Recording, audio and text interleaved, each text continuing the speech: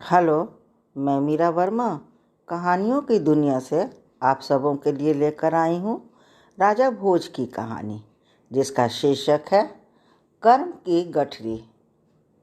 एक दिन राजा भोज ने गैर जिम्मेदार मंत्री तथा एक स्वामी भक्त मंत्री को दरबार में उपस्थित होने का आदेश दिया।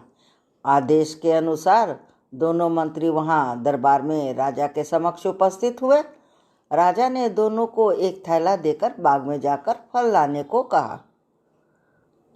दोनों मंत्री शाही बाग में जाकर फल तोड़ने लगे।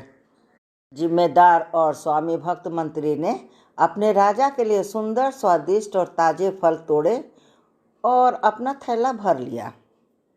वहीं कामचोर और लापरवाह गैर जिम्मेदार मंत्री ने विचार किया, राजा कौन सा थैला देखेगा, फल चुनेगा, जो समझ में आए वही झटपट भर लेता हूँ।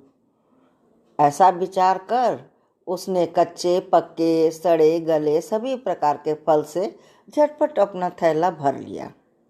मंत्री अपने अपने फल के थैले को लेकर दरबार में उपस्थित हुए। राजा भोज ने अपने सिपाहियों को आदेश दिया कि दोनों मंत्रियों को उनके थैले के साथ कैद खाने में कैद कर लिया जाए। आदेश का पालन हुआ। दोनों मंत्रियों को थैले के साथ कैद कर लिया गया। राजा ने आदेश दिया था कि उन्हें भोजन न दिया जाए। ऐसा ही हुआ। दोनों अलग अलग कोठरी में कैद थे।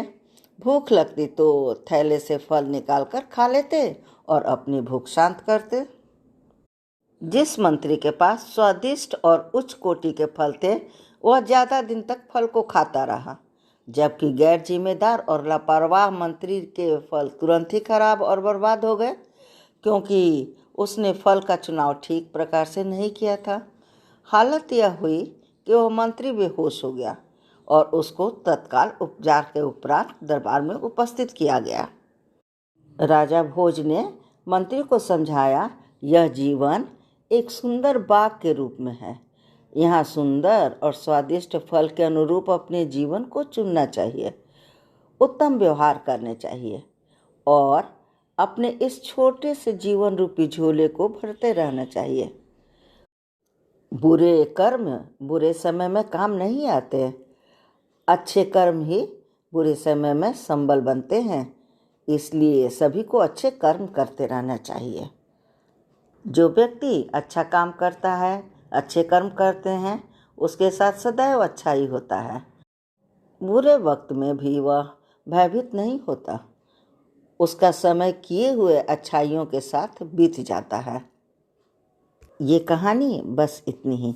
अगर आपको ये कहानी अच्छी लगी हो तो इस चैनल को सब्सक्राइब करना न भूलें। शेयर और कमेंट भी ज़रूर करें। धन्यवाद।